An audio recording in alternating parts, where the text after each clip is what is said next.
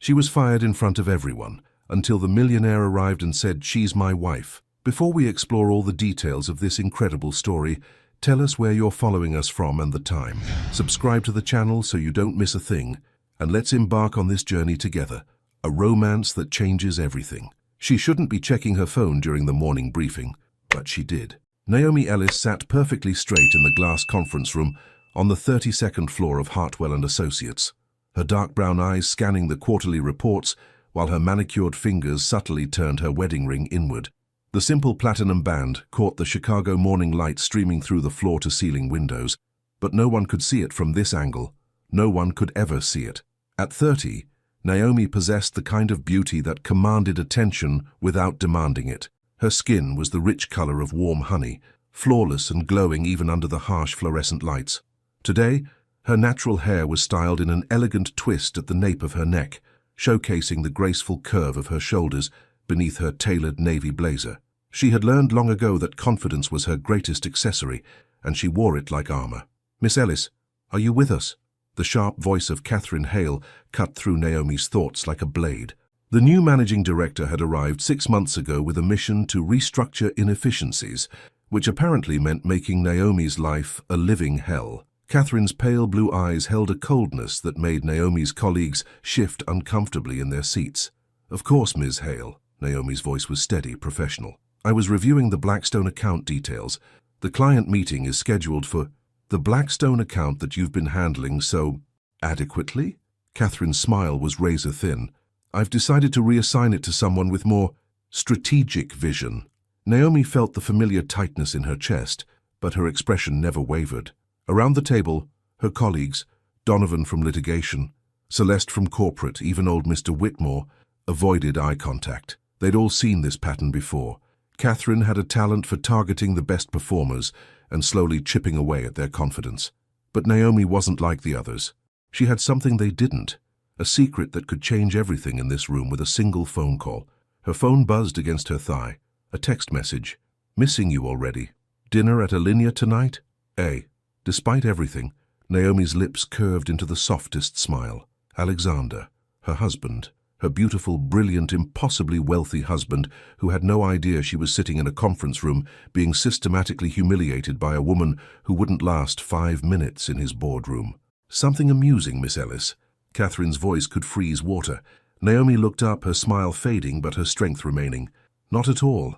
I was simply appreciating the morning view." Through the windows, Chicago stretched out like a kingdom, glass towers reaching toward heaven, the lake sparkling in the distance. Somewhere in one of those towers, Alexander was probably reviewing acquisition reports or negotiating million-dollar deals.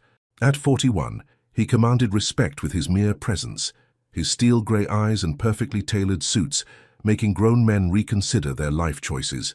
And every night he came home to her. Every night, he traced his fingers along her skin and whispered how she was the only real thing in his world of carefully orchestrated business theater. "The view won't pay your bills if you can't keep up with the demands of this position," Catherine continued, her voice carrying across the room like a public execution. "Perhaps it's time to consider if you're truly suited for this level of responsibility." The words hung in the air like smoke. Naomi felt every pair of eyes on her, waiting to see if she would crack, if she would finally show weakness. 6 months of this. 6 months of undermining comments, reassigned accounts, and deliberate exclusions from important meetings. But Naomi Ellis, Naomi Drake, though only one person in the world knew that name, had survived worse than Catherine Hale. "I appreciate your concern," Naomi said, her voice calm as still water. "I'll be sure to exceed your expectations, as always." She gathered her files with practiced grace, her movements fluid and purposeful. As she stood, her phone buzzed again. "P.S. Wear the blue dress, the one from our honeymoon." This time, Naomi couldn't hide her smile completely. It was small, private, but it lit up her entire face for just a moment. The blue dress, silk and flowing, the color of deep ocean water. She'd worn it on their first night in Santorini, when Alexander had carried her to their private terrace and made love to her under a sky full of stars. "Is there something you'd like to share with the class?" Catherine's voice was venomous now. Naomi met her gaze directly. "Just grateful for another beautiful day in Chicago, Ms. Hale. The city has so much to offer when you know how to appreciate it." The subtext was clear. though only Naomi understood its full meaning. This city belonged to her in ways these people couldn't imagine. Every restaurant, every theater, every exclusive club, all of it was hers for the asking. Not because she'd married money, but because she'd married the man who owned half of it. But sitting in this glass box, surrounded by people who saw her as nothing more than an expendable assistant, that world felt like a dream. Catherine's eyes narrowed. "Well, Miss Ellis, let's see how much you appreciate it when real pressure starts. I expect the Blackstone files on my desk by 5, along with a complete analysis of their tax implications." "The Blackstone files that were due next week?" Naomi asked evenly. Did I stutter? Around the table, her colleagues shifted uncomfortably. Even they knew this was unreasonable. The Blackstone account was complex, requiring hours of research and coordination with 3 different departments. Naomi nodded once. "Consider it done." As the meeting dispersed, she walked toward her desk with the same poise she'd maintained for 2 years. But inside, something was shifting. Alexander's messages had reminded her of who she really was, not just Catherine Hale's punching bag, but a woman who was cherished, protected, and loved beyond measure. She sat at her desk and opened the Blackstone file, but her mind wandered to the blue dress hanging in her closet at home. Their home, a penthouse that overlooked the same Chicago skyline she could see from this window, but from a height that made this 32nd floor look like ground level. Her phone rang. Internal line. "Naomi Ellis speaking. Miss Ellis, please come to my office immediately." Catherine's voice was clipped, professional, but Naomi could hear the satisfaction underneath. As she walked toward the managing director's office, Naomi caught her reflection in the glass partitions. Tall, elegant, unbreakable. She looked like exactly what she was, a woman who belonged in boardrooms and corner offices, not fetching coffee and enduring power plays from insecure middle managers. But for 2 years, she'd chosen this life, chosen anonymity over privilege, independence over easy answers. Tonight, she would put on the blue dress. Tonight she would be herself, fully, completely, without hiding. She just didn't know that by tomorrow hiding would no longer be an option. The elevator to the executive floor hummed softly as it carried her upward, and Naomi checked her phone one more time. "Love you, Mrs. Drake, always." Her heart skipped, the way it had every day for 2 years, and in that moment she realized what she had been protecting and what she was about to lose. When love meets pride. Catherine Hale's office smelled like ambition and expensive perfume. Naomi stood in the doorway, watching the managing director shuffle through files with the practiced efficiency of someone who enjoyed having power over others. The corner office was a monument to corporate ego, mahogany desk, leather chairs, and a view of Chicago that was impressive by most standards, but nothing compared to the panorama from Alexander's penthouse. "Close the door, Miss Ellis." Catherine didn't look up from her papers. "We need to discuss your attitude problem." Naomi stepped inside, her heels clicking against the polished floor with measured precision. She'd learned long ago that confidence was a language, and she spoke it fluently. "I wasn't aware I had an attitude problem, Ms. Hale." Catherine finally raised her head, her pale blue eyes assessing. At 45, she was attractive in a sharp, calculated way. Blonde hair pulled into a severe chignon, red lipstick that matched her ruthless ambition. She was the type of woman who'd clawed her way to the top by stepping on anyone who got in her way. "Your performance has been adequate," Catherine said, drawing out the word like a slow poison. "But adequate isn't what Hartwell and Associates demands from its senior staff." Senior staff. Naomi almost smiled. If Catherine only knew that the senior staff title she was so protective of meant nothing to a woman who could buy this entire firm with her household budget. "I've exceeded every target you've set," Naomi replied evenly. "The Blackstone account is ahead of schedule. Client satisfaction is at 96% and yet you seem distracted." Catherine leaned back in her chair, studying Naomi like a predator sizing up prey. "Tell me, Miss Ellis, what exactly is so important that it takes precedence over your job?" The question hung in the air between them. Naomi felt the weight of her wedding ring against her skin, hidden beneath her gloves. In her purse, her phone buzzed softly. Probably Alexander, wondering if she'd received the flowers he'd sent to her apartment that morning. White roses, her favorite, with a note that simply read, "Because you deserve beauty every day of your life." "Nothing takes precedence over my professional responsibilities," Naomi said. "Really?" Catherine's smile was razor-thin. "Because I've noticed some interesting patterns in your behavior. Lunch breaks that run long, phone calls taken in private, a certain detachment from office social events. Naomi's heart began to race, but her expression remained serene. Catherine couldn't possibly know about Alexander. They'd been too careful, too discreet. Their marriage was a secret buried so deep that not even their closest friends knew the truth. "I prefer to maintain professional boundaries," Naomi said. "I wasn't aware that was problematic." "Oh, it's not problematic at all. In fact, I admire your dedication to privacy." Catherine stood, walking around her desk with the slow, deliberate steps of someone enjoying a moment of power. "But I can't help wondering what someone like you might be hiding." The words were a direct challenge. Naomi felt every instinct screaming at her to put this woman in her place, to reveal exactly who she was, and watch Catherine's smug confidence crumble. But she'd made a promise to Alexander, and more importantly, to herself. She would succeed on her own merits, not because of her husband's name. "I'm not hiding anything, Ms. Hale. I simply believe in maintaining professionalism." Catherine stopped directly in front of her, close enough that Naomi could smell her expensive perfume. "You know what I think, Miss Ellis?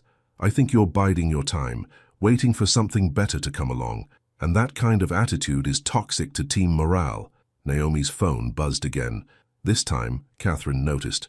"Important call?" she asked, her voice dripping with false concern. "I'm sure it can wait." But even as she said it, Naomi's heart was pulling toward the device. Alexander had a board meeting today, the acquisition of a tech startup that could revolutionize their communications division. He'd been nervous about it, which was rare for him. He needed her support, even if it was just a simple text telling him she believed in him. "Answer it," Catherine said suddenly. "I insist. After all, if it's more important than this conversation, it must be urgent." It was a trap. Naomi could see it clearly in Catherine's predatory smile. If she answered, she'd be proving Catherine's point about having divided loyalties. If she didn't, she'd be ignoring Alexander when he might need her. "I'll check it after our meeting," Naomi said. "No, really, I insist." Catherine's voice carried the authority of someone who was used to getting her way. "Unless, of course, you're worried about what I might overhear." The challenge was unmistakable. Naomi reached for her phone, her fingers steady despite the adrenaline coursing through her veins. Alexander's name appeared on the screen, along with a message that made her breath catch. "Just closed the Meridian deal. $2.3 billion. Couldn't have done it without thinking of your smile. Dinner tonight to celebrate? I have something important to tell you." Naomi's heart soared. The Meridian deal had been in negotiation for 8 months. If Alexander had closed it, it would position his company as one of the most powerful tech acquirers on the East Coast, and he wanted to celebrate with her, just her. But sitting in Catherine's office, pretending to be nothing more than an assistant who could be fired at will, the message felt like a cruel reminder of the double life she was living. "Good news?" Catherine asked, though her tone suggested she hoped it wasn't. "A friend got some positive results on a project they've been working on," Naomi said, slipping her phone back into her purse. "Nothing urgent." Catherine's eyes narrowed. "You know, Miss Ellis, I've been in this business for 20 years. I can spot ambition from a mile away, and I can spot someone who thinks they're too good for their position just as easily." "I don't think I'm too good for anything," Naomi replied. "I simply believe in doing quality work." "Quality work." Catherine repeated the words like they left a bad taste in her mouth. "Tell me something. What do you see yourself doing in 5 years?" The question was designed to expose her. If Naomi admitted to bigger dreams, Catherine would use it as proof that she wasn't committed to her current role. If she claimed to be satisfied with her current position, Catherine would know she was lying. "I see myself continuing to grow professionally and personally," Naomi said carefully, "building meaningful relationships and contributing to something larger than myself." How diplomatically vague. Catherine returned to her desk, settling into her chair like a queen reclaiming her throne. "Let me be more specific. Do you see yourself married? Children, perhaps? A nice suburban house with a white picket fence?" Naomi's heart clenched. Marriage. She was already married, to a man who worshipped her like she was the center of his universe. Children. They'd talked about it in whispered conversations late at night, Alexander's hand resting on her stomach as he painted pictures of little girls with her eyes and little boys with his stubborn determination. "I believe in letting life unfold naturally," Naomi said. "How zen of you." Catherine's smile was getting sharper by the moment. "But here's the thing about life unfolding naturally. It requires honesty. And I don't think you're being entirely honest with me, Miss Ellis. Before Naomi could respond, her phone rang. Not a text this time, an actual call. Alexander's name flashed on the screen, and Naomi felt her carefully constructed walls beginning to crack. She declined the call. Catherine noticed immediately. Important friend, isn't he? She, Naomi corrected quickly. And no, not particularly important. But her phone rang again. Alexander never called twice unless something was wrong. What if the deal had fallen through? What if he needed her? What if— Answer it. Catherine's voice was steel. I insist. In fact, I think it would be beneficial for both of us if you took this call right here, right now. Speakerphone, if you don't mind. Naomi's blood ran cold. That's not necessary. I think it is. Catherine leaned forward, her predator instincts fully engaged. After all, if this person is important enough to call you twice during business hours, they must be important enough to share with your supervisor. The phone rang a third time. Naomi could practically feel Alexander's worry through the device. He was probably thinking she was hurt or sick or in some kind of trouble. In 2 years of marriage, she'd never ignored his calls. Ms. Hale, I really don't think— Answer the call, Miss Ellis. That's an order. And in that moment, Naomi realized that her carefully constructed double life was about to collide with devastating consequences. Her finger hovered over the answer button as her phone rang for the 4th time, and Catherine Hale watched with the satisfied smile of someone who was about to get exactly what she wanted. The call that could change everything is about to begin. Will Naomi protect her secret, or will love make the choice for her? When love calls, hearts answer. Time stopped. Naomi looked at her phone, Alexander's name glowing on the screen like a beacon in the storm of Catherine's calculated cruelty. 4 rings. In 2 years of marriage, she had never let it reach 4 rings when he called. But she also had never been trapped in a glass office with a woman whose sole purpose seemed to be destroying everything Naomi had worked to build. Miss Ellis? Catherine's voice cut through her thoughts like a blade. I'm waiting. Naomi's finger hovered over the answer button. One touch, and Alexander's voice would fill this room. Warm, concerned, probably calling her sweetheart or beautiful, the way he did when he was worried. Catherine would hear everything. The tenderness, the intimacy, the unmistakable tone of a man speaking to the woman he loved more than his own life. The phone stopped ringing. Well, Catherine said, settling back in her chair with obvious disappointment. I suppose your friend wasn't as important as they seemed to think they were. But Naomi was already moving. In one fluid motion, she reached for her purse and pulled out a small, elegant business card. She placed it on Catherine's desk with the same grace she'd used to serve tea at a charity luncheon. Actually, Ms. Hale, I believe you've given me exactly what I needed. Naomi's voice was calm, controlled, and carried just enough steel to make Catherine's predatory smile falter. That call was from my attorney. Catherine glanced at the card. Mitchell and Associates, Family Law. Her pale eyes narrowed. Your attorney. I've been documenting the harassment I've experienced in this office for the past 6 months. Naomi's tone was conversational, almost friendly. The reassignment of accounts without cause, the impossible deadlines, the public humiliation during meetings, and now she gestured gracefully toward her phone, demanding that I violate attorney-client privilege by forcing me to take confidential legal calls on speakerphone. The color drained from Catherine's face. I never said anything about attorney-client, didn't you? Naomi tilted her head slightly, her expression innocent. You ordered me to answer a call from my legal counsel on speakerphone in front of my supervisor. I'm quite certain that constitutes a hostile work environment under Illinois employment law. Catherine's mouth opened and closed, like a fish gasping for air. The power dynamic in the room had shifted so quickly, she was still processing what had happened. Of course, Naomi continued, her voice as smooth as silk. I'm sure it was simply a misunderstanding. We're all under so much pressure these days, aren't we? Sometimes we say things we don't really mean. The brilliant part of Naomi's lie was that it contained just enough truth to be believable. She did have an attorney, the best family lawyer in Chicago, who'd handled the legal aspects of her marriage to Alexander, and Catherine had indeed ordered her to take the call on speakerphone, which could be construed as harassment if Naomi wanted to pursue it. But the real genius was in what she didn't say. She never claimed the call was actually about legal matters. She simply let Catherine's guilty conscience fill in the blanks. Of course it was a misunderstanding, Catherine stammered, her confidence evaporating like morning mist.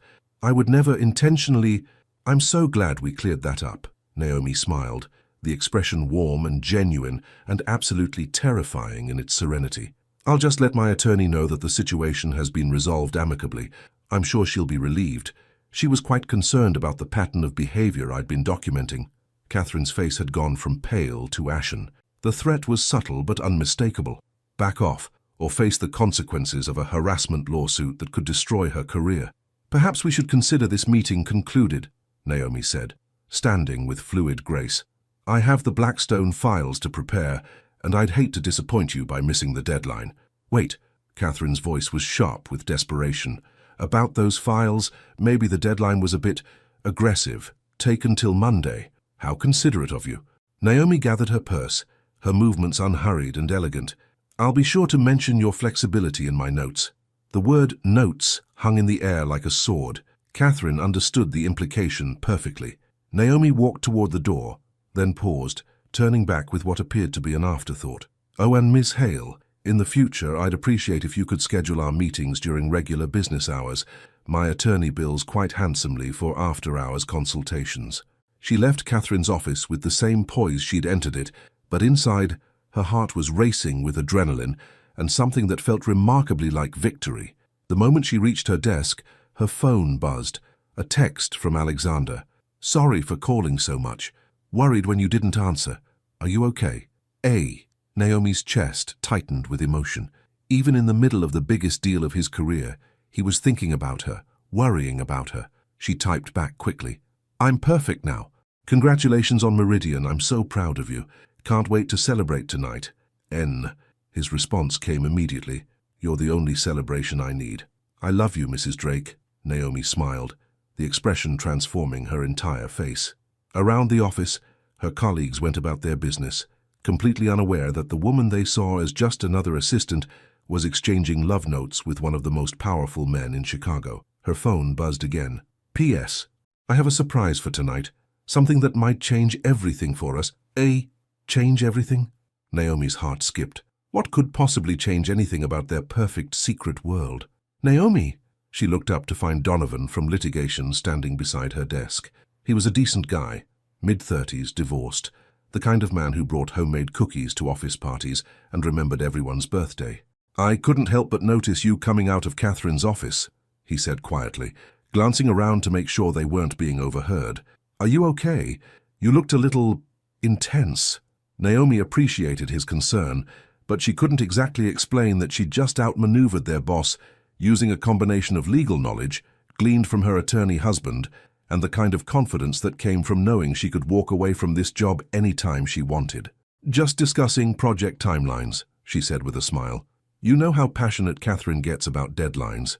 Donovan's expression suggested he knew exactly how passionate Catherine could get, and it wasn't pleasant.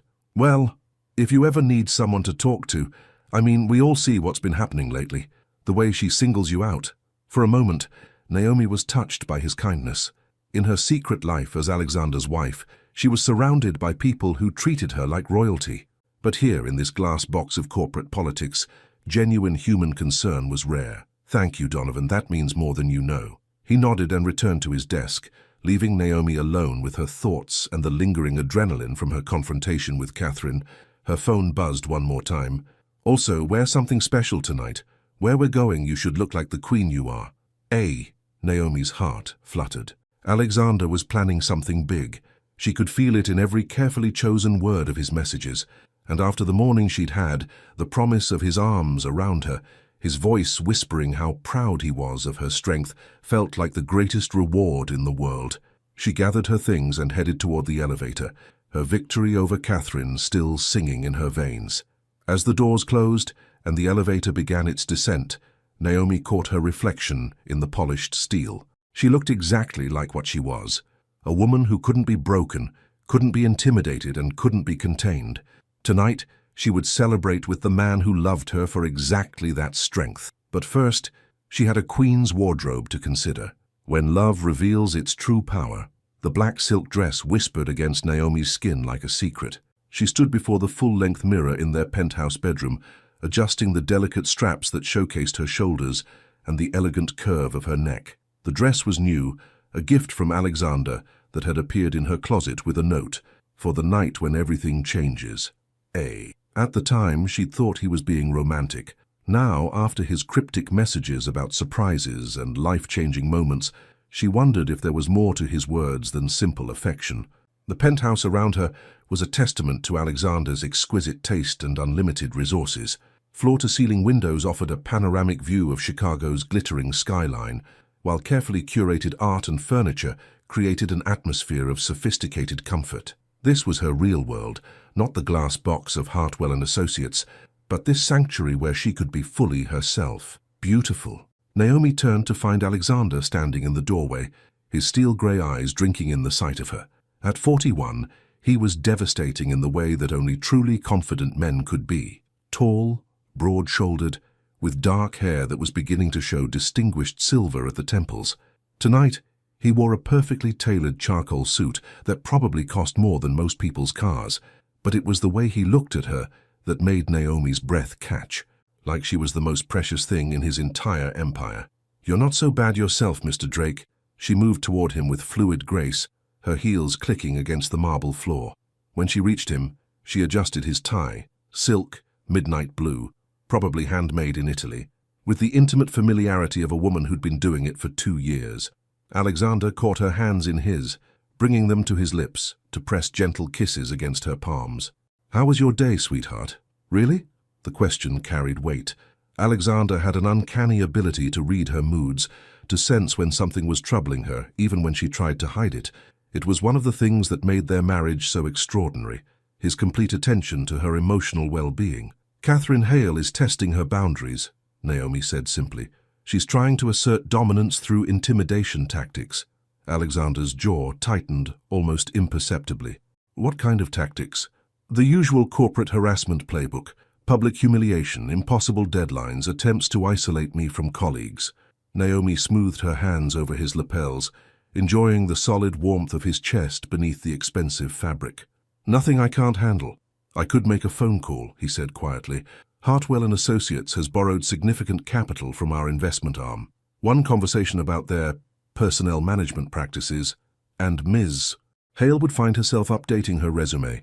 The offer was made casually, almost offhandedly, but Naomi knew Alexander well enough to recognize the steel beneath his calm tone. He had the power to destroy Catherine's career with a single phone call, and he would do it without hesitation if Naomi asked him to. "I know you could," she said, reaching up to cup his face in her hands. "But I need to handle this myself. I need to know that I can succeed on my own merits, not because my husband owns half of Chicago." Alexander leaned into her touch, his eyes closing briefly. "You are the strongest, most capable woman I've ever known. You don't need to prove that to anyone, least of all to me." "I need to prove it to myself." Naomi kissed him softly, tasting the familiar warmth of his lips. "But I love you for wanting to protect me." "Always," he murmured against her mouth. "It's what husbands do for their wives." The word wives sent a thrill through Naomi's chest. Even after 2 years, there was something magical about being Alexander's wife, about belonging to someone so completely while maintaining her own strength and independence. "Speaking of which," Alexander said, pulling back slightly, "I have something for you." He reached into his jacket pocket and withdrew a small velvet box that made Naomi's heart skip. "Alexander, not what you're thinking," he said with a smile that was equal parts mysterious and tender. "Open it." Inside the box was a stunning pair of diamond earrings, not the kind of diamonds that screamed wealth, but the kind that whispered it with perfect, understated elegance. Each stone was flawless, probably worth more than most people's houses, but it wasn't their value that took Naomi's breath away. It was what they represented. "They're beautiful," she breathed. "But Alexander, we agreed.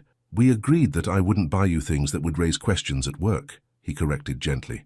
"But tonight, you're not Naomi Ellis, executive assistant. Tonight, you're Naomi Drake, my wife, and my wife deserves to wear diamonds that match her brilliance." He took the earrings from the box and moved behind her, his fingers brushing against her neck as he fastened them in place. In the mirror, Naomi could see their reflection, Alexander's hands gentle and sure, her own face transformed by the elegant jewelry. "There's something else," he said softly, meeting her eyes in the mirror. "Something important we need to discuss tonight." Naomi's heart began to race. "What kind of something?" Alexander's hands settled on her shoulders, warm and reassuring.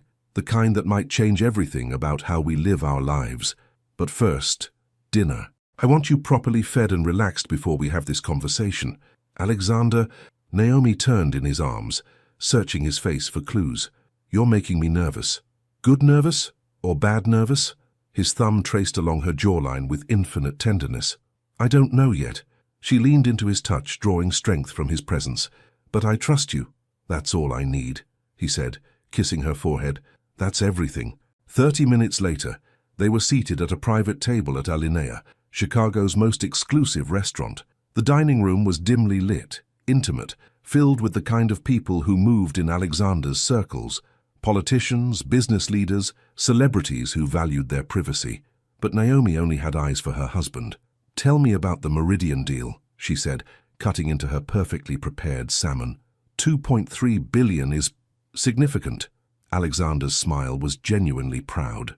It positions us as the dominant player in communications technology for the next decade. But more than that, it opens doors to possibilities I've been dreaming about for years. What kind of possibilities? The kind that would allow me to step back from day-to-day operations, to focus on the projects that actually matter to me. His grey eyes held hers across the candlelit table, to spend more time with the people who actually matter to me. Naomi's pulse quickened. Alexander, I've been thinking a lot about our arrangement, sweetheart, about the way we've been living. Separate professional lives, secret marriage, carefully compartmentalized worlds. He reached across the table to take her hand. And I've realized something important. What's that? I don't want to hide you anymore. His voice was quiet but filled with absolute conviction. I don't want to pretend that the most important relationship in my life doesn't exist. I want the world to know that I'm married to an extraordinary woman who makes me better in every possible way. Naomi felt her breath catch.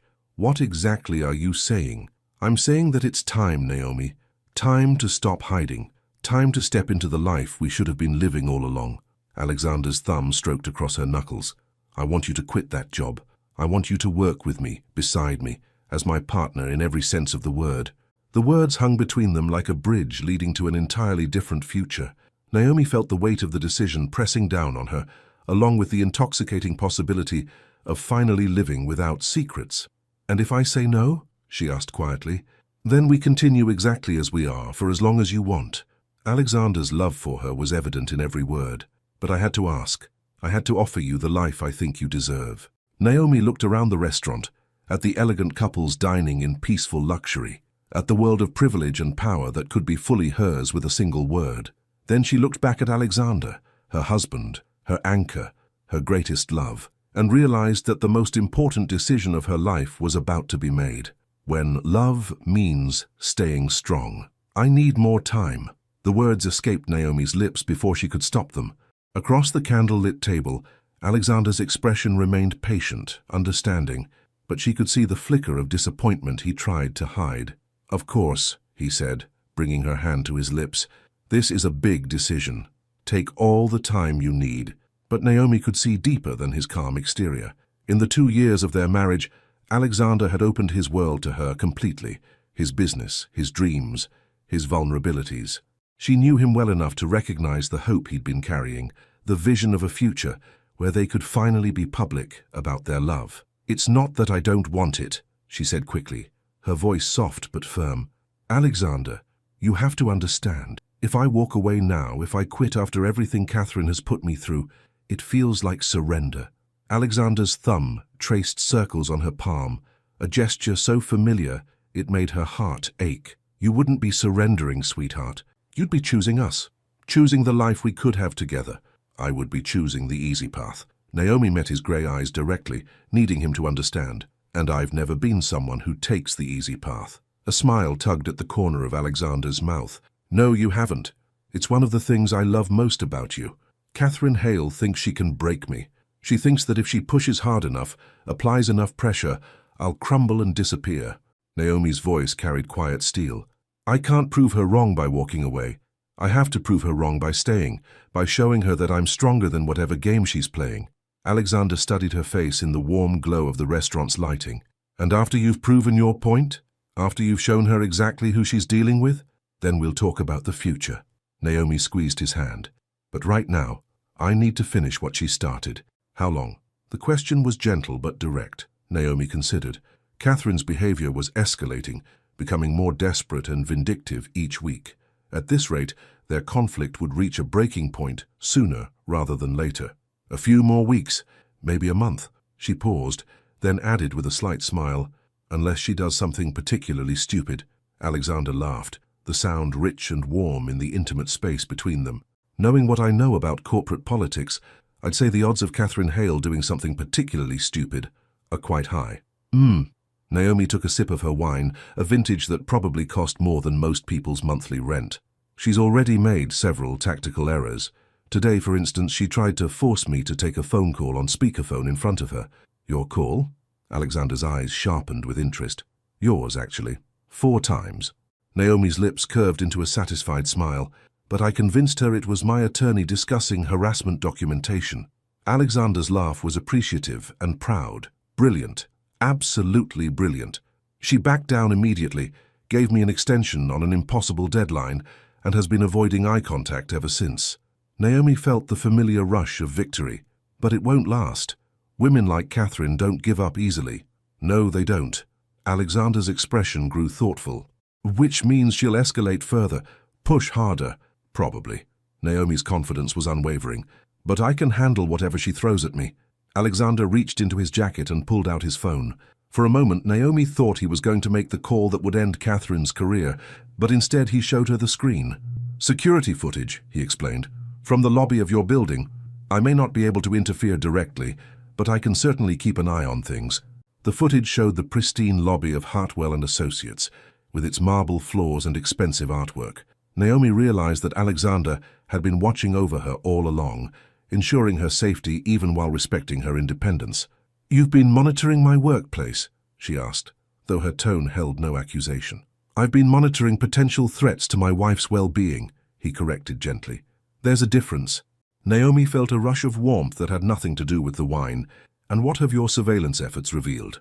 "That Catherine Hale arrives at work 30 minutes early every morning and stays 45 minutes late every evening. That she has lunch alone at her desk and takes exactly 2 phone calls per day to someone who makes her pace like a caged animal." Alexander's grey eyes held hers. "And that my wife handles every challenge with more grace and strength than anyone has a right to expect." "You're biased," Naomi said, but her smile was radiant. "Completely." Alexander leaned across the table to brush his lips against hers. "But also correct." The kiss was soft, gentle, filled with 2 years of absolute devotion. When they separated, Naomi felt centered, grounded in the knowledge that whatever happened at Hartwell and Associates, she had this love, this partnership, this man who would move mountains for her while still respecting her need to climb them herself. "I have one condition," Alexander said suddenly. "What's that?" "The moment Catherine crosses a line, and I mean the moment she does anything that makes you feel unsafe or truly threatened, you call me." His voice carried the authority of someone accustomed to being obeyed. "Not after you've tried to handle it yourself, not after you've weighed your options. Immediately." Naomi considered this. It was a reasonable request, especially coming from a man who had just agreed to let her continue working in a hostile environment when he could solve the problem with a single phone call. "Agreed," she said, "but I define what constitutes crossing a line." "Fair enough." Alexander signaled for the check.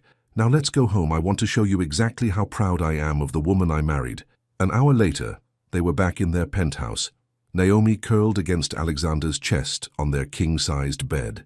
The diamond earrings lay on the nightstand, glittering in the soft light from the city below. Alexander's fingers traced lazy patterns on her bare shoulder, his touch both soothing and possessive. "Tell me something," Naomi said, her voice drowsy with contentment. "If Catherine does escalate, if things get ugly, will you be able to resist the urge to destroy her?" Alexander's hand stilled for a moment. "I can resist the urge to act preemptively," he said carefully. "But if she hurts you, Naomi, if she truly hurts you, I can't promise I'll be reasonable." Naomi lifted her head to look at him. In the dim light, Alexander's face was all sharp angles and shadows, but his eyes held nothing but love for her. "I wouldn't expect you to be," she said softly. "That's what makes you mine." Alexander's smile was slow and devastating. "I am yours, completely, irrevocably, eternally yours." As Naomi drifted off to sleep in her husband's arms, she had no idea that Catherine Hale was sitting in her own apartment across the city. staring at her laptop screen and planning the kind of escalation that would change everything. Or that within a week, the choice to stay and fight would lead to consequences neither of them could have imagined. But for now, she was simply a woman in love, protected and cherished, gathering strength for the battles yet to come. The decision is made. The trap is set. Now Catherine will make her final devastating move, and Alexander will finally reveal the truth that changes everything. When cruelty reveals its true face. Monday morning arrived with the kind of Chicago rain that felt personal. Naomi stood at the floor-to-ceiling windows of the penthouse, watching droplets race down the glass, while Alexander finished his morning routine. The weather matched her mood, dark, turbulent, electric, with the promise of something significant about to break. "You're thinking too loudly," Alexander's voice came from behind her, warm with affection and concern. She turned to find him adjusting his cufflinks, platinum engraved with their wedding date. Even in the simple act of getting dressed, Alexander commanded attention. His charcoal suit was perfectly tailored, his silver tie the exact shade of his eyes.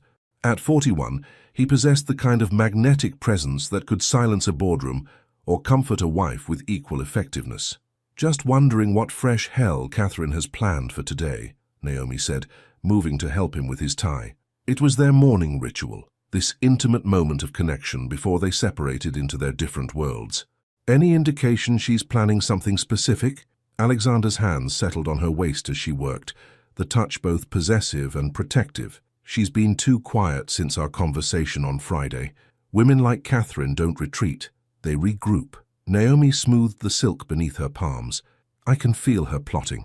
Alexander's jaw tightened slightly. "Remember our agreement. The moment she crosses a line, I call you immediately," Naomi finished, rising on her toes to kiss him softly. "I remember." But as she rode the elevator down to street level an hour later, Naomi couldn't shake the feeling that Catherine's next move would be different from anything she'd tried before. More personal, more devastating. She just had no idea how right she was. The moment Naomi stepped off the elevator at Hartwell & Associates, she sensed the change. Conversations stopped mid-sentence. Colleagues who normally smiled and nodded suddenly found their computer screens fascinating. Even Donovan from litigation avoided her eyes as she passed his desk. Something was wrong. Naomi maintained her composure as she walked to her desk, every instinct on high alert.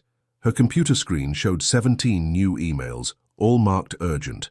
The first one made her blood run cold. From Catherine Hale, to all staff. Subject: Performance review and accountability. Measures effective immediately. All staff members will be subject to enhanced performance monitoring. This includes comprehensive background checks, financial reviews, and personal conduct evaluations. Hartwell & Associates maintains the highest standards of professional integrity, and we will not tolerate any behavior that compromises our reputation. Please report to the main conference room at 9 a.m. for mandatory orientation. Regards, Catherine Hale. Managing Director. Naomi's heart began to race. Background checks, financial reviews. If Catherine dug deep enough, she might find traces of Naomi's real life, the penthouse lease, the credit accounts, the lifestyle that no executive assistant could afford on her salary. But that wasn't even the worst part. The worst part was the second email, sent only to her. From Catherine Hale, to Naomi Ellis. Subject: Special assignment. Miss Ellis, as part of our new accountability measures, I'm requiring you to present a comprehensive personal financial statement to the board this afternoon. This should include all income sources, assets, and financial obligations. Any discrepancies or unexplained wealth will be investigated thoroughly. Additionally, you'll be presenting the Morrison account analysis to our most important clients. I trust you won't disappoint. Conference room A, 2 p.m. sharp. Catherine Hale. Naomi stared at the screen, her mind racing.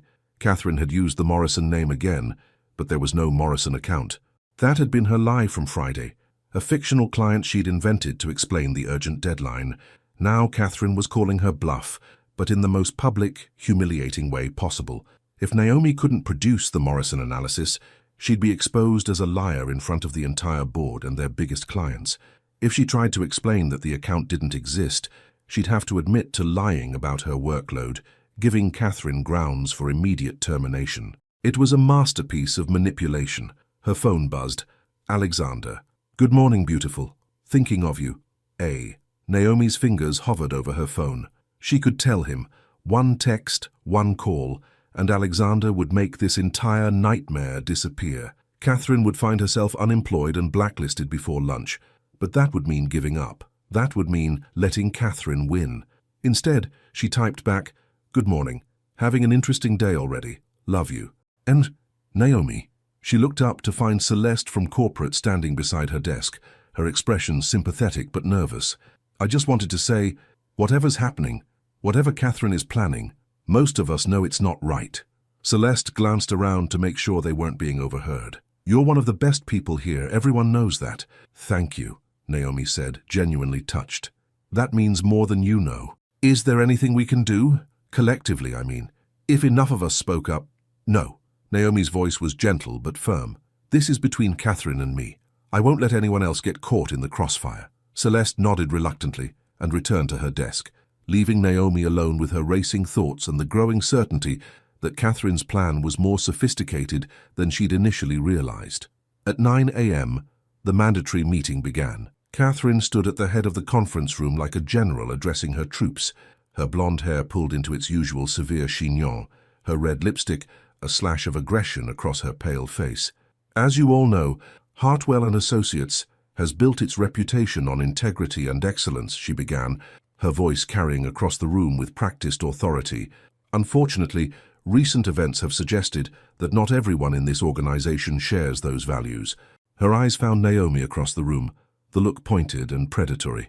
"Effective immediately, we'll be implementing comprehensive background checks for all staff members, financial disclosures, personal conduct reviews, and accountability measures that ensure everyone here is exactly who they claim to be." Murmurs rippled through the room. This was unprecedented, invasive, and almost certainly designed to target one person in particular. "Some of you may find these measures uncomfortable," Catherine continued, her smile sharp as broken glass. "Those individuals should ask themselves why transparency makes them nervous." The threat was unmistakable. Naomi felt every pair of eyes in the room shift toward her, some sympathetic, others curious, a few openly hostile from Catherine's inner circle. "Furthermore," Catherine said, her voice rising slightly, "this afternoon we'll be hosting a presentation for our most valuable clients. Miss Ellis will be demonstrating the comprehensive analysis she's been working on for the Morrison account." Naomi's stomach dropped. Catherine was setting her up for public humiliation in front of clients, colleagues, and the board. When she inevitably failed to produce an analysis for a non-existent account, Catherine would have her firing and her reputation destroyed in one devastating blow. "I trust," Catherine said, her pale eyes locking with Naomi's, "that everyone will rise to the occasion." The meeting dispersed in uncomfortable silence. Naomi returned to her desk on shaking legs, her mind racing through possible solutions. She could confess to the Morrison lie and hope for mercy. She could produce a fake analysis and hope Catherine didn't have documentation proving the account didn't exist. She could walk away right now and preserve what dignity she had left. Or she could call Alexander and end this nightmare with a single conversation. Her phone buzzed again. Another message from her husband. "Board meeting running long. Thinking about dinner tonight. Somewhere special to celebrate surviving Monday." The irony was devastating. Alexander was planning to celebrate her surviving Monday, while Catherine was orchestrating her professional destruction. Naomi looked around the office, at colleagues who avoided her eyes, at the conference room where she'd be humiliated in 5 hours, at the glass walls that felt more like a prison with each passing minute. For the first time since this ordeal began, she wondered if her pride was worth the price she was about to pay. But even as the doubt crept in, she straightened her shoulders and opened a new document on her computer. If Catherine wanted a Morrison account analysis, she'd get one. And it would be brilliant. When brilliance meets betrayal, 3 hours until execution. Naomi sat at her desk, fingers flying across the keyboard, with the precision of a concert pianist performing her final masterpiece. Around her, the office hummed with the usual Monday energy, but she existed in a bubble of absolute focus, crafting the most comprehensive business analysis she'd ever created. If Catherine wanted the Morrison account analysis, she would get it. And it would be so meticulously researched, so brilliantly structured, so undeniably professional, that no one in that conference room would question its authenticity. The fictional Morrison Group had become Naomi's greatest creation, a mid-sized telecommunications company based in Denver, with 3 subsidiary offices and a projected quarterly growth of 12%. She'd built their financial history, market positioning, competitive advantages, and potential risks with the skill of someone who'd spent 2 years watching Alexander dissect real companies with surgical precision. Working hard on something special? Naomi looked up to find Catherine standing beside her desk, that predatory smile firmly in place. Today, Catherine wore a black power suit that made her look like a vulture circling wounded prey. "The Morrison analysis," Naomi replied smoothly, not missing a beat. "I think you'll find it comprehensive." Catherine's pale eyes flicked to the computer screen, where charts and graphs painted the picture of a thriving company. For just a moment, uncertainty flickered across her face, the first crack in her confidence that Naomi had ever seen. "How thorough of you," Catherine said carefully. "I'm sure our clients will be very interested in your findings." "I'm confident they will be." Naomi saved her document and turned to face Catherine directly. "Was there something else you needed?" Catherine's smile tightened. "Actually, yes. I've been reviewing your employment file, and I noticed some discrepancies that I'd like to discuss privately." Naomi's heart began to race, but her expression remained perfectly calm. "What kind of discrepancies?" "The kind better discussed in my office. Now."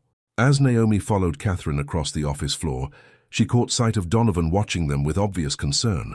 Celeste shot her an encouraging smile from behind her computer screen. Even old Mr. Whitmore looked up from his legal briefs with sympathy in his weathered eyes. They all knew what was happening. They all knew Catherine was orchestrating something cruel and unnecessary, but they also knew there was nothing they could do to stop it. Catherine's office felt like a tomb when the door closed behind them. "Sit," Catherine commanded, settling behind her desk like a judge preparing to deliver a death sentence. Naomi remained standing. "I prefer to stand. I wasn't asking." Catherine's voice carried the sharp edge of someone whose authority had been questioned once too often. "And I wasn't asking for your permission." Naomi's tone was perfectly polite, but the steel beneath was unmistakable. "You said you had questions about my employment file. Ask them." Catherine's nostrils flared slightly. She opened a manila folder and spread its contents across her desk with theatrical precision. "Your application listed previous employment at a small consulting firm in Minneapolis. I called them this morning." Naomi's pulse quickened, but she kept her expression neutral. The consulting firm was real. She'd worked there briefly before meeting Alexander. But she'd left under complicated circumstances that she'd rather not revisit. "They had very interesting things to say about your sudden departure," Catherine continued. "Something about a conflict of interest involving a client relationship." The words hung in the air like poison gas. Naomi felt the familiar tightness in her chest, the same suffocating sensation she'd experienced 3 years ago when her professional world had nearly collapsed. "There was no conflict of interest," Naomi said quietly. "There was a false accusation made by a client who didn't appreciate having his advances rejected." "Ah!" Catherine's smile was razor-sharp. "So, you admit there was a situation involving inappropriate client contact." "I admit that a married partner tried to coerce me into a relationship, and when I refused, he filed a complaint claiming I was the one who initiated inappropriate contact." Naomi's voice was steady, but memories she'd buried were clawing their way to the surface. "The firm investigated and cleared me of any wrongdoing, but the damage to my reputation was done." "Cleared of wrongdoing," Catherine repeated, as if the words tasted bitter. "Yet you left shortly after." "I left because working in an environment where my integrity was constantly questioned became untenable." Naomi lifted her chin. "Much like working here." Catherine's eyes glittered with satisfaction. "So you have a pattern of creating uncomfortable situations with male authority figures." "I have a pattern of refusing to tolerate harassment and abuse." Naomi's voice carried quiet steel, which some people interpret as threatening. Threatening indeed. Catherine leaned back in her chair, clearly enjoying herself. "Tell me, Miss Ellis, do you think our clients this afternoon will find your history as interesting as I do?" The threat was crystal clear. Catherine intended to destroy Naomi's credibility by bringing up a painful chapter from her past, taking a situation where she'd been the victim and twisting it into evidence of misconduct. "My employment history has no bearing on my ability to perform my current job," Naomi said. "Doesn't it?" Catherine's smile was positively feral now. "Character matters in this business, Miss Ellis. Trust matters. And I'm not sure our clients will trust someone with such a colorful, professional background." Naomi felt the walls closing in. Catherine had found the one weapon that could actually wound her. Not professional incompetence, which could be disproven, but moral character, which was much harder to defend against once the seeds of doubt were planted. Her phone buzzed in her purse. Alexander, probably wondering how her day was going, completely unaware that his wife was being systematically destroyed by a woman who wouldn't last 5 minutes under his withering gaze. "I see," Naomi said finally. "So this afternoon's presentation isn't really about the Morrison analysis. It's about publicly humiliating me using out-of-context information from a previous job." "This afternoon's presentation is about accountability," Catherine corrected smoothly. "About ensuring that everyone in this organization meets our standards of professional excellence. And if I refuse to participate?" Catherine's laugh was genuinely delighted. "Oh, you won't refuse. Because if you don't show up, I'll be forced to explain to our clients that our senior assistant was too unprofessional to complete a simple presentation, and then I'll have to discuss why someone with your background was hired in the first place." It was masterfully done. Catherine had created a scenario where Naomi's only choices were public humiliation or public humiliation. Either way, her reputation would be destroyed and her career would be over. "You're very good at this," Naomi said quietly. "Psychological manipulation, character assassination, corporate warfare, very impressive." "Thank you." Catherine accepted the compliment as if it were genuine praise. "I've had years of practice dealing with people who think they're cleverer than they actually are." Naomi walked to the window, looking out at the Chicago skyline that had become so familiar over the past 2 years. Somewhere in one of those gleaming towers, Alexander was probably in a meeting, making decisions that affected thousands of people, completely unaware that the woman he loved was being dissected by a predator. She could call him. Right now, one phone call, and Catherine Hale would cease to exist as a professional entity. Alexander would ensure that she never worked in this industry again, never worked anywhere again. The thought was almost intoxicating in its simplicity. But that would mean surrendering. That would mean admitting that she couldn't fight her own battles, couldn't protect herself from someone like Catherine. "I'll be there," Naomi said, turning back to face her tormentor. 2 o'clock, Conference Room A, Morrison analysis, complete with supporting documentation. Catherine's smile faltered slightly. "You seem very confident for someone whose career is about to end." "Do I?" Naomi gathered her purse, her movements graceful and unhurried. "I suppose we'll find out this afternoon whether confidence is justified or misplaced." She left Catherine's office with her head held high, but inside, her heart was racing with the knowledge that in less than 2 hours, everything she'd built would be put to the ultimate test. Behind her, Catherine picked up her phone and dialed a familiar number. "It's me," she said quietly. "Everything is proceeding according to plan. By 3 o'clock today, Naomi Ellis will be professionally destroyed and personally humiliated. Yes, I understand the timeline is crucial. Don't worry.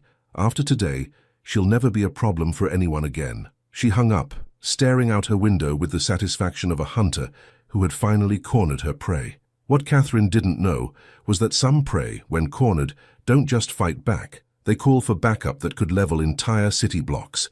The trap is perfected, the ammunition is loaded, and the execution is set.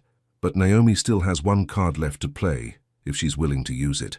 When queens face their executioners, Conference Room A had never felt so much like a gladiatorial arena. Naomi stood at the head of the polished mahogany table, her presentation materials spread before her like battle plans. The room was packed beyond capacity. The entire board of directors, Hartwell's most important clients, senior staff, and what felt like half the office crowding near the glass walls to witness whatever spectacle Catherine had orchestrated. At exactly 2 p.m., Catherine made her entrance. She swept into the room wearing victory like expensive perfume, her black suit perfectly tailored, her blonde hair arranged in its signature severe chignon. Behind her walked 3 men in equally expensive suits, clients whose business could make or break careers with a single phone call. "Ladies and gentlemen," Catherine announced, her voice carrying the authority of someone savoring their moment of triumph. "Thank you for joining us today. As you know, Hartwell & Associates prides itself on transparency, accountability, and the highest standards of professional excellence." Her pale eyes found Naomi across the room, and her smile sharpened to a razor's edge. "Today we'll be examining those standards through the lens of actual performance. Miss Ellis will be presenting her comprehensive analysis of the Morrison Group account, a presentation that will demonstrate either her competence or her complete unsuitability for this organization." Murmurs rippled through the assembled crowd. Everyone could feel the electricity in the air, the promise of professional blood about to be spilled. Naomi stood perfectly still, her hands steady on the presentation remote. She wore a navy blazer that brought out the rich honey tones of her skin, her natural hair styled in an elegant updo that showcased the graceful line of her neck. To the casual observer, she appeared calm, confident, completely in control. Only she could feel her heart hammering against her ribs. "Miss Ellis," Catherine said, her voice dripping with false courtesy. "The floor is yours." Naomi stepped forward, her heels clicking against the polished floor with measured precision. She looked out at the sea of faces, some sympathetic, others curious, a few openly hostile from Catherine's inner circle. "Thank you, Ms. Hale." Naomi's voice was clear, professional, betraying nothing of the storm raging inside her chest. "Today I'll be presenting a comprehensive market analysis of the Morrison Group, their current positioning, growth potential, and strategic recommendations for partnership opportunities." She clicked the remote. The first slide appeared on the wall-mounted screen, a sleek corporate logo for Morrison Group, complete with tagline and corporate address in Denver. Catherine's confident expression flickered slightly. The presentation looked professional, polished, completely legitimate. Naomi began to speak, her voice gaining strength with each word. She walked them through market demographics, competitive analysis, financial projections, all meticulously researched, brilliantly structured, absolutely convincing. For 20 minutes, she held the room captivated. Charts and graphs painted the picture of a thriving telecommunications company with enormous potential for growth. Client testimonials praised Morrison Group's innovative approach to market penetration. Financial data suggested a partnership could yield significant returns within 18 months. It was, by any measure, a masterful presentation. As Naomi concluded her analysis and opened the floor for questions, she caught sight of Catherine's face. The managing director looked genuinely confused, almost panicked. This wasn't going according to plan. "Impressive work, Miss Ellis," said Richard Hartwell himself, the firm's founding partner. "Morrison Group sounds like exactly the kind of strategic partner we've been seeking." "Indeed," agreed another client. "I'd like to schedule a preliminary meeting with their leadership team. Can you arrange that?" Naomi felt the floor shift beneath her feet. In her determination to create a flawless presentation, she'd forgotten one crucial detail. People would want to actually meet with the company she'd so brilliantly described, the company that didn't exist. Catherine's smile returned, sharper than ever. She'd been waiting for this moment. "Actually," Catherine said, her voice cutting through the positive chatter like a blade, "before we move forward with any partnership discussions, I think our clients deserve to know the full story about Miss Ellis's creative approach to this analysis." The room fell silent. Naomi felt every pair of eyes turned toward her, watching, waiting. "You see," Catherine continued, rising from her chair with theatrical precision, "the Morrison Group is a fascinating company. So fascinating, in fact, that it exists only in Miss Ellis's imagination." Gasps rippled through the room.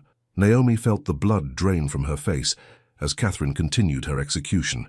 "There is no Morrison Group, no Denver headquarters, no telecommunications company. Miss Ellis has spent the last 4 hours creating an elaborate fiction to cover up her complete failure to complete an actual assignment." The silence that followed was deafening.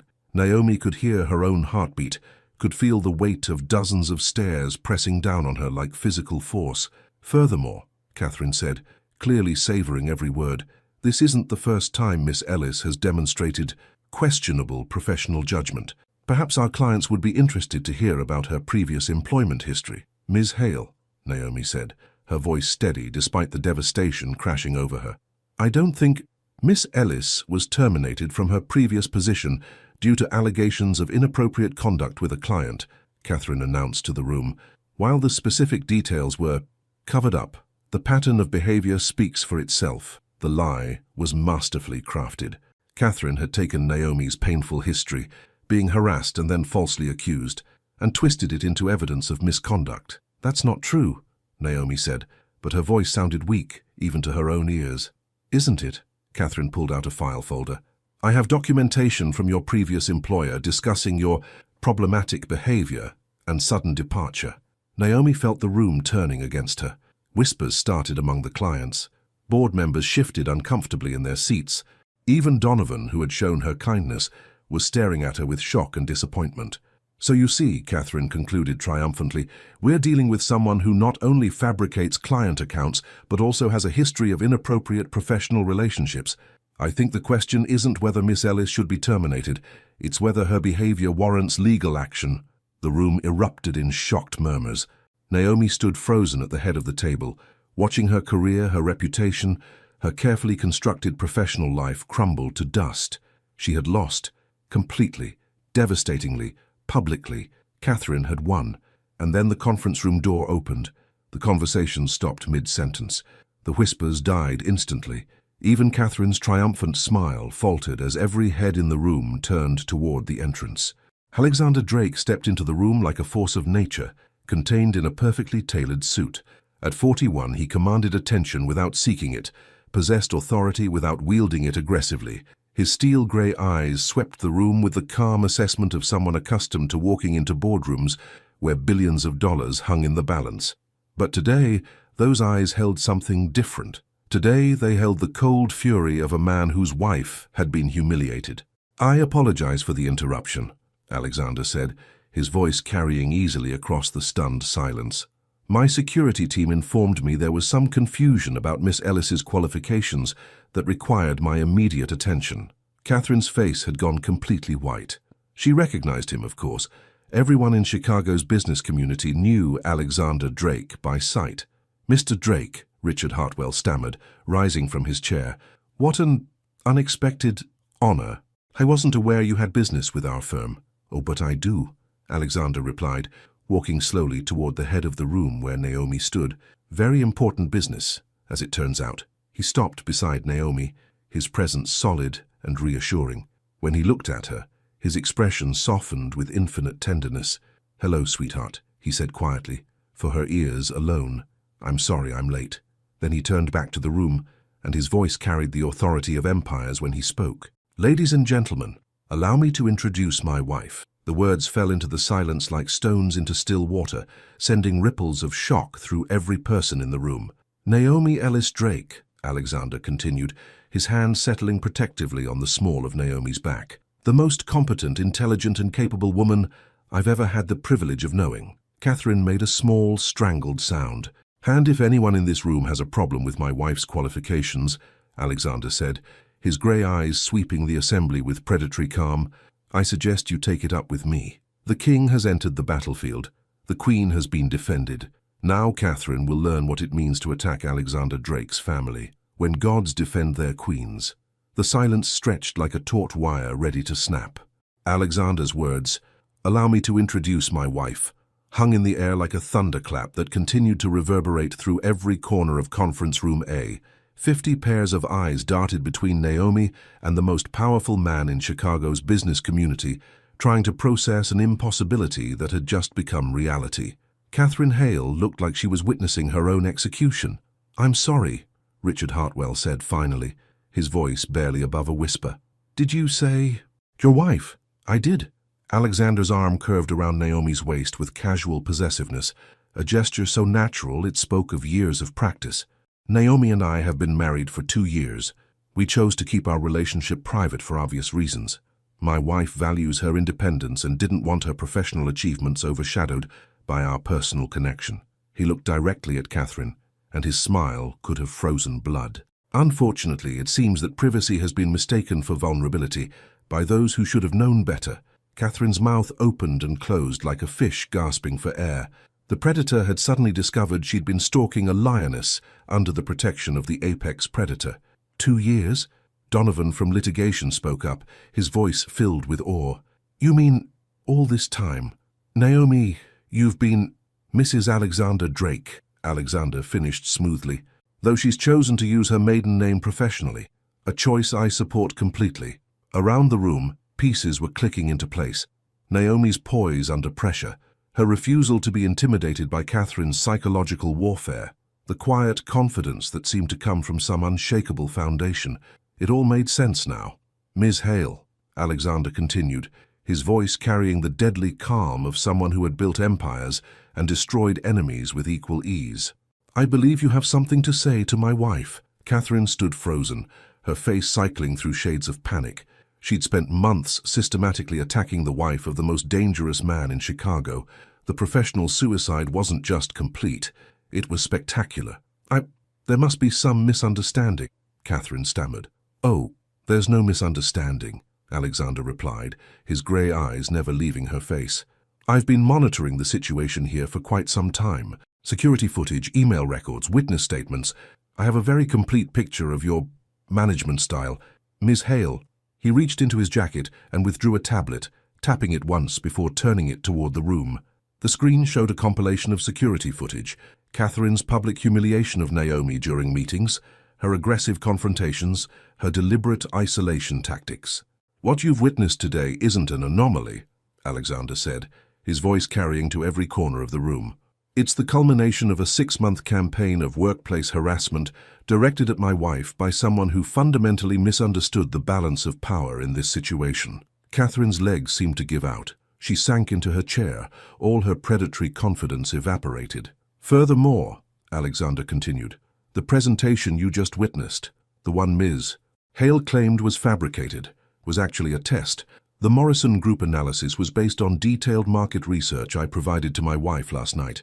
Every data point, every projection, every financial model was accurate and actionable. He clicked to another screen, showing the real Morrison Group's corporate information. Morrison Group is a subsidiary of Drake Industries. We acquired them 3 months ago specifically to test whether this firm was capable of handling complex telecommunications partnerships. His smile was razor-sharp. Ms. Hale's reaction tells me everything I need to know about Hartwell's due diligence processes. The room erupted in stunned whispers. Catherine had just publicly destroyed her own career by attacking a presentation that was not only legitimate, but was actually a test of the firm's competency.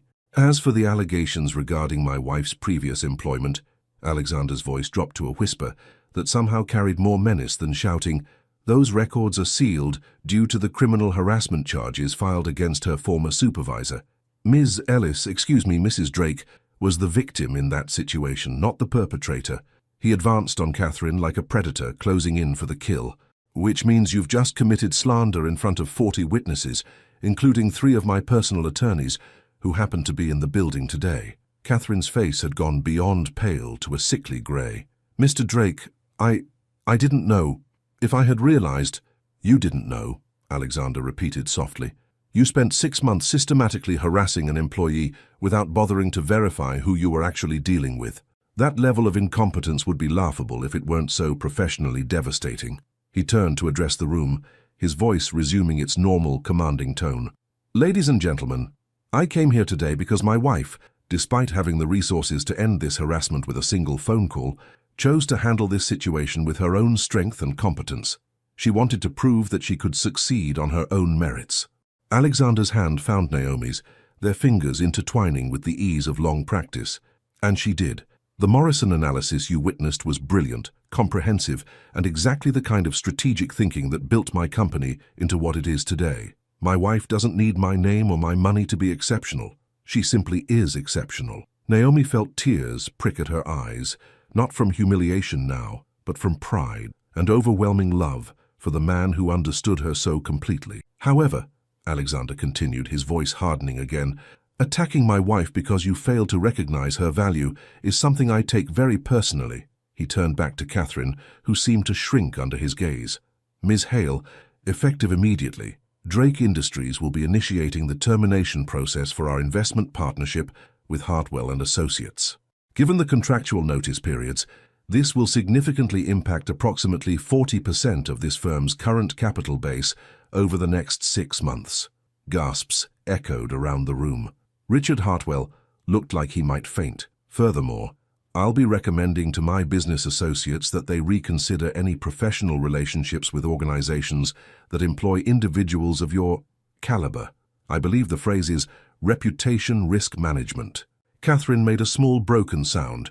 In less than 5 minutes, Alexander had damaged her career so severely that finding another position of similar responsibility would be nearly impossible. But most importantly, Alexander said, his voice gentle now as he turned back to Naomi, I want everyone in this room to understand something clearly. He lifted their joined hands, displaying the platinum wedding band that had been hidden for so long. This woman is not just my wife. She's my partner, my equal, and the most valuable asset in my entire empire. She chose to work here, chose to prove herself here because she has integrity and strength that most people can't even comprehend. His grey eyes swept the room one final time. Anyone who chooses to treat her with anything less than the respect she deserves will answer to me. And trust me, that's a conversation you don't want to have. The room fell silent, except for the sound of Catherine's quiet sobbing. Alexander turned to Naomi, his expression transforming from corporate predator to devoted husband in an instant. "Are you ready to come home, sweetheart?" he asked softly. "I think you've proven your point." Naomi looked around the room one last time, at colleagues who were staring at her with new respect, at clients who were clearly re-evaluating everything they'd witnessed, at Catherine, who was crying into her hands at the magnitude of her mistake. "Yes," she said, her voice clear and strong. "I'm ready." Alexander helped her gather her materials, his movements protective and gentle. As they walked toward the door, the room remained frozen in stunned silence. Just before they reached the exit, Naomi turned back. "Oh, and Miss Hale," she said, her voice carrying the quiet authority of someone who had just reclaimed her power. "The next time you try to destroy someone's career, you might want to make sure they're not married to someone who could buy this entire building with pocket change." And with that, Naomi Ellis Drake walked out of Hartwell & Associates forever, her hand in her husband's, her head held high. Behind them, Catherine Hale's career lay in ashes, and everyone else scrambled to understand how badly they'd misjudged the woman they thought they knew. The Queen has been vindicated, the enemy has been vanquished, and love has triumphed over cruelty. But the best is yet to come, when love conquers all.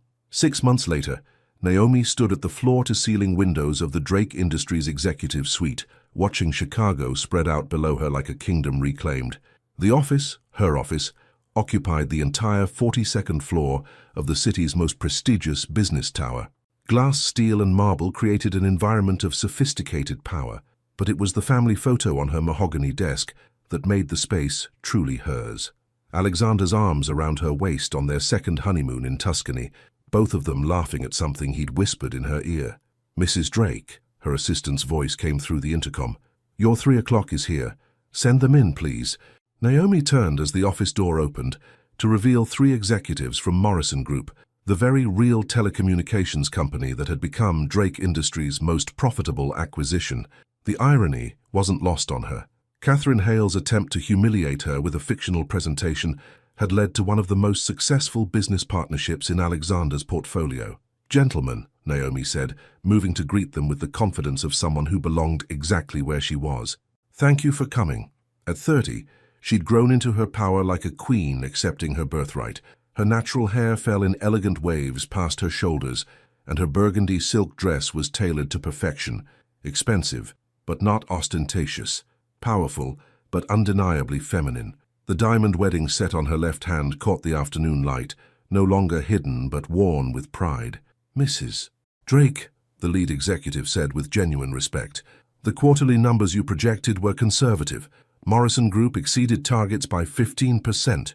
Excellent." Naomi gestured toward the conference area of her office, where leather chairs surrounded a table that had hosted billion-dollar negotiations. "Let's discuss expansion strategies for Q4. As they settled into the meeting, Naomi caught sight of Alexander through the glass partition that separated their offices. He was on a conference call, his steel-gray eyes focused with the intensity that had built an empire. At 41, he remained devastatingly handsome, but it was the way he looked at her, with pride, love, and absolute devotion, that still made her heart race. Their offices were connected by a private corridor, a design choice that had raised eyebrows among the architectural team until Alexander explained that his wife was his closest business partner. Now, 6 months into their public marriage, the Chicago business community had learned to fear the combined intelligence of Alexander and Naomi Drake almost as much as they respected it. "Mrs. Drake," one of the Morrison executives was studying her with curiosity. "If you don't mind me asking, how did you transition from executive assistant to chief strategy officer so quickly?" Naomi's smile was enigmatic. "I've always been capable of this level of responsibility.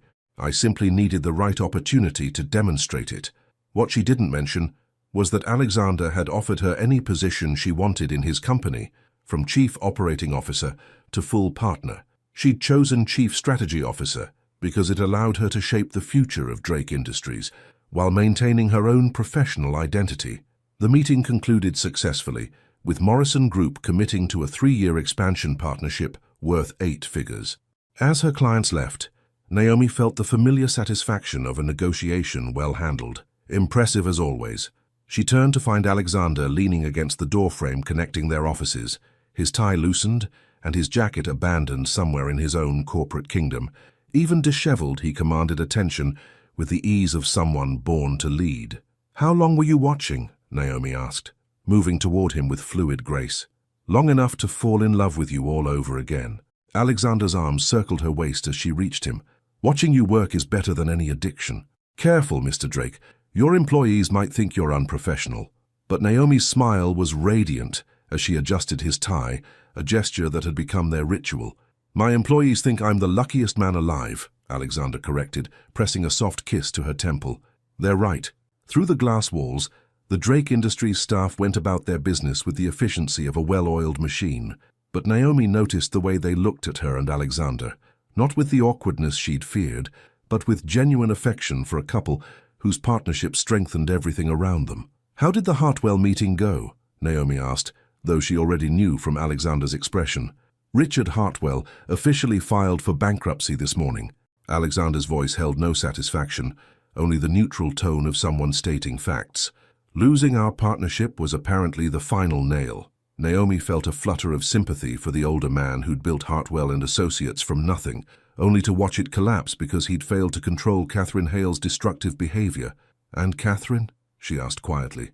"Working as a junior associate at a small firm in Milwaukee. Her reputation preceded her. No major company in Chicago would even interview her." Alexander studied Naomi's face. "Do you regret how it ended?"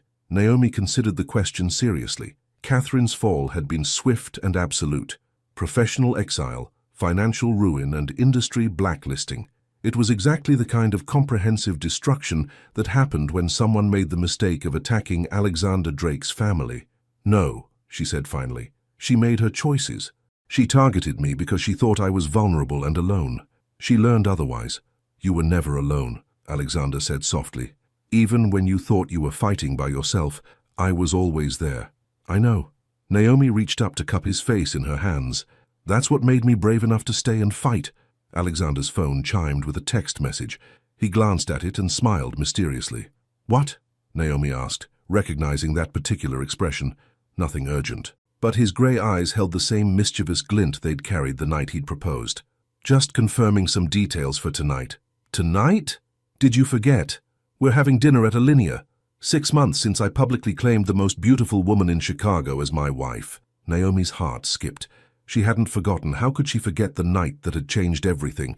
But Alexander's tone suggested he had something special planned. "Should I wear the blue dress?" she asked, remembering their private code. "Actually," Alexander said, his voice dropping to the intimate register he used when they were completely alone, "I was thinking something new, something wedding appropriate." Naomi's breath caught. "Alexander, marry me again," he said suddenly, his voice urgent with emotion. "In front of everyone this time. Your family, my family, our friends. I want to stand in front of the world and promise to love you for the rest of my life." Tears pricked at Naomi's eyes. Their first wedding had been beautiful but secret, a private ceremony in Alexander's penthouse, with only a judge and 2 witnesses. This time he wanted to celebrate their love without hiding, without secrets. "We're already married," she whispered. "Then marry me better." Alexander's hands framed her face with infinite tenderness. "Marry me like the queen you've always been. Let me give you the wedding you deserve." Through the office windows, Chicago glittered in the afternoon sun, a city that had witnessed their secret love story, their public vindication, and now their complete triumph. Somewhere in those gleaming towers, people were probably still talking about the day Alexander Drake had walked into a corporate boardroom and claimed his wife in front of the world. "Yes," Naomi breathed, love overwhelming every other emotion. "Yes, I'll marry you again." Alexander's smile could have powered the entire building. He spun her around in the middle of their shared corporate kingdom, both of them laughing with the joy of people who had fought for their love and won. "I love you, Naomi Ellis Drake," he said when he set her down. "I love your strength, your intelligence, your courage. I love that you chose to fight for yourself, even when you could have let me fight for you." "I love you too, Alexander Drake," she replied, her voice thick with emotion. "I love that you protected me without weakening me. I love that you saw my value before I fully believed in it myself." As evening settled over Chicago, Naomi and Alexander Drake stood together in their empire of glass and steel, planning a wedding that would celebrate not just their love, but their partnership, their equality, and their absolute devotion to each other. Catherine Hale's cruelty had been designed to break Naomi's spirit. Instead, it had revealed her true strength. And in the end, love had not just conquered all, it had claimed its rightful throne. The queen has her crown, the king has his partner, and their empire stretches as far as love can reach. But their greatest adventure is just beginning. 2 years later, the gardens of the Drake estate in Lake Forest were transformed into something from a fairy tale. White roses climbed marble columns wrapped in Italian silk. Crystal chandeliers hung from ancient oak trees, casting rainbow prisms across perfectly manicured lawns. A string quartet played softly as 300 guests, Chicago's most influential families, business leaders, celebrities, and politicians, gathered to witness something extraordinary. The second wedding of Alexander and Naomi Drake. But if anyone had expected a typical society ceremony, they would have been disappointed. This celebration was pure love, designed not to impress but to honor the journey that had brought them here. Naomi stood in the bridal suite of the estate's main house, her reflection multiplied in antique mirrors that had witnessed generations of Drake family moments. At 32, she possessed a confidence that seemed to emanate from her very soul. Her wedding dress was a masterpiece, vintage Valentino ivory silk that flowed like water, with delicate beadwork that caught the light as she moved. Her natural hair was styled in an elegant chignon, adorned with her grandmother's pearl combs, a gift from the family that had embraced her completely, but it was the glow on her face that made her truly radiant. "You're glowing," said Maya, her maid of honor and closest friend since childhood. "I mean, literally glowing. It's like you're lit from within." Naomi smiled, one hand unconsciously moving to rest on her still flat stomach. The secret she and Alexander had been keeping for 6 weeks now felt like sunshine trapped inside her chest. "Must be the happiness," she said, though her eyes held a deeper joy that she wasn't quite ready to share with the world. Through the window, she could see Alexander by the altar, a structure of white marble and cascading flowers that overlooked Lake Michigan. Even from a distance, his presence commanded attention. At 43, he was more distinguished than ever, silver threading through his dark hair, laugh lines speaking of 2 years of genuine happiness. His morning coat was perfectly tailored, but it was the way he kept checking his watch, eager to see his bride, that made Naomi's heart flutter. "Mrs. Drake," a soft voice interrupted her thoughts. "There's someone here to see you." Naomi turned to find her assistant, the same woman who'd taken her place at Hartwell and Associates 3 years ago, standing in the doorway with an unexpected visitor. Donovan from litigation stood awkwardly in the hallway, clearly unsure if he belonged at such an elegant event. "Donovan!" Naomi moved toward him with genuine warmth. "I'm so glad you came." "I almost didn't," he admitted, looking around at the opulent surroundings. "This is quite different from the office." Naomi laughed, the sound like music. "It's still just me, though I admit the venue has improved significantly." "I wanted to thank you," Donovan said suddenly. "After everything happened at Hartwell, after the firm collapsed, you made sure all of us landed somewhere good. Even though we didn't. We weren't—" "You weren't what?" Naomi asked gently. "We weren't brave enough to stand up for you when it mattered," he finished, shame coloring his voice. "But you still took care of us." It was true. After Hartwell and Associates had filed for bankruptcy, Naomi had personally reached out to every decent employee, using her connections to place them in better positions at thriving firms. She'd even written recommendation letters that had transformed careers. "Everyone deserves a second chance," Naomi said simply. Besides, Catherine was the problem, not the people caught in her wake. "Speaking of Catherine," Donovan hesitated. "I heard she applied for a position at Morrison Group's Chicago office last month." Naomi's expression didn't change, but something flickered in her eyes. "Did she?" "The application was rejected before it reached the interview stage. Apparently, there's a comprehensive file on her management style that follows her everywhere now." "How unfortunate for her," Naomi said, though her tone suggested she felt no actual sympathy. Some lessons needed to be permanent. "Mrs. Drake?" Her assistant appeared again. "It's time." Maya handed Naomi her bouquet, white roses and baby's breath, simple and elegant, and they began the procession to the gardens. As they walked, Naomi thought about the journey that had brought her here. 3 years ago, she'd been a woman hiding her true self, living half a life to protect a secret marriage. The cruelty she'd endured had forced her to choose, surrender or fight for the love she deserved. She'd chosen to fight. And she'd won everything. The wedding march began, and Naomi stepped onto the petal-strewn aisle. 300 guests rose to their feet, but she only had eyes for Alexander. He stood at the altar with tears in his eyes, watching his wife walk toward him for the second time, with the wonder of someone witnessing a miracle. When she reached him, he took her hands in his, and the rest of the world disappeared. "You're beautiful," he whispered, his voice thick with emotion. "You're not so bad yourself," she whispered back, their private joke making them both smile. The ceremony was perfect, heartfelt vows that spoke of partnership, equality, and unshakable love. When the minister pronounced them husband and wife, again and forever, Alexander's kiss was soft, reverent, filled with the promise of decades yet to come. But it was during the reception, as they danced their first dance to the same song that had played during their secret courthouse wedding, that Naomi decided to give Alexander his real gift. "I have something for you," she said, as they swayed together under stars and chandeliers. "Another surprise. I think my heart can't take much more happiness." Naomi reached into her small beaded purse and withdrew a tiny wrapped box. Alexander's brow furrowed in confusion. They'd already exchanged rings, already pledged their futures. "Open it," she said softly. Inside the box was a pair of tiny diamond earrings, so small they could only fit one person. Alexander stared at them for a long moment, his brilliant mind processing what they meant. When understanding dawned, his face transformed with joy so profound it took Naomi's breath away. "Really?" he whispered. "Really?" she confirmed, tears streaming down her cheeks. "About 7.5 months from now, you're going to be a father."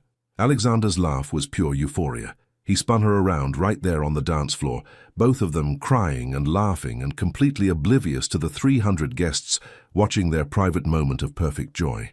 "I love you," he said when he set her down, his forehead resting against hers. "I love you and our baby, and this incredible life we've built together." "I love you too," Naomi replied, her heart so full it felt like it might burst. Always and forever. As the evening progressed, their guests celebrated not just a wedding, but a love story that had overcome every obstacle. There were toasts that brought tears, dancing that lasted until dawn, and moments of pure magic that would be remembered for generations. But years later, when people spoke of the Drake wedding, they always came back to the same moment. Naomi and Alexander on the dance floor, holding each other close, whispering secrets that made them laugh like children discovering treasure, because in the end, that's what they'd found in each other. Treasure beyond measure, love that conquered all, and a future bright enough to illuminate the world. 10 years later, Naomi and Alexander Drake would be known as Chicago's most powerful business couple, philanthropists who transformed education and healthcare across the city. Their children, 3 daughters and 1 son, would grow up knowing they were loved unconditionally and capable of achieving anything. But on this perfect night, surrounded by stars and roses and the endless promise of tomorrow, they were simply a man and woman who had fought for love and won. Some stories end with happily ever after. This one ends with happily ever always. The end. Your participation means so much. Please share your thoughts in the comments. Would you have made the same choice Naomi did? What would you have done in her place? Thank you so much for watching until the end. If you enjoyed this story, don't forget to subscribe to the channel, leave a like, and comment your thoughts. Your participation is very important to us. See you next time.